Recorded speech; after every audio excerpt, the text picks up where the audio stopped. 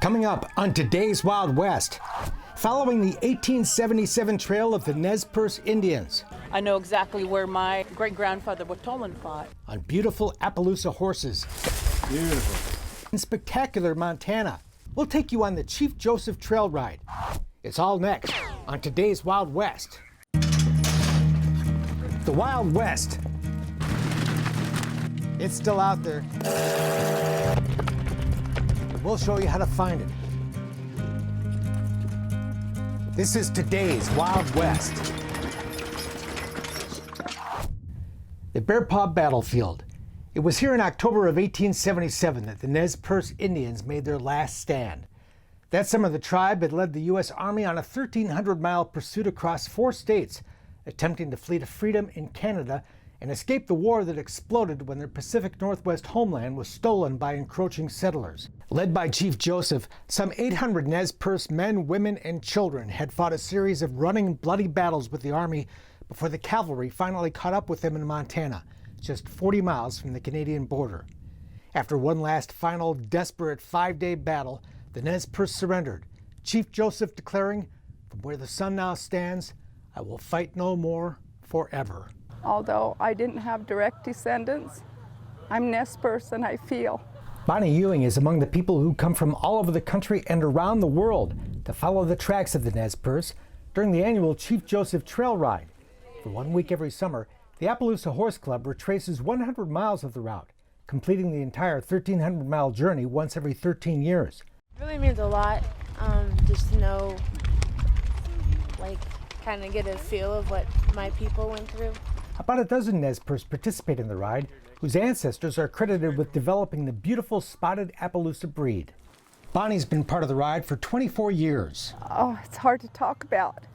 It's what I said years and years ago, I guess it's kind of a healing process. Just like family. The healing comes from deep and lasting friendships, forged over miles in the saddle along this historic trail. I love the people here. These are my friends. These are my extended family. This is my first I still have the road. Your first year, so what do you think so far? It in and It's pretty did cool. something, deleted it. I like it. That extended family includes the young Nez Perce along on the ride.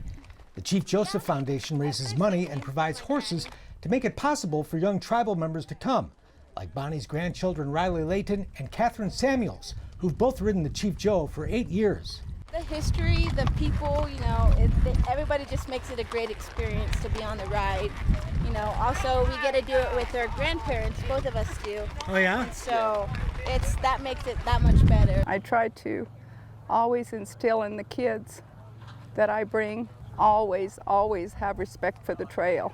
Never joke about it. You're on a trail ride, you can enjoy it, but always respect the trail.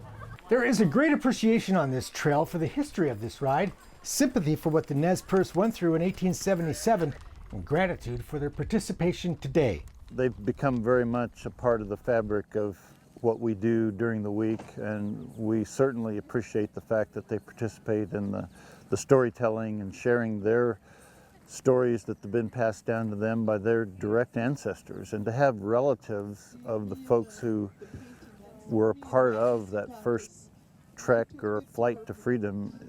It's not only humbling, but it's sobering, and it really puts a perspective on the ride that we probably didn't have before. If you look today, you've got our boys and girls over in Afghanistan. You think they want to be there?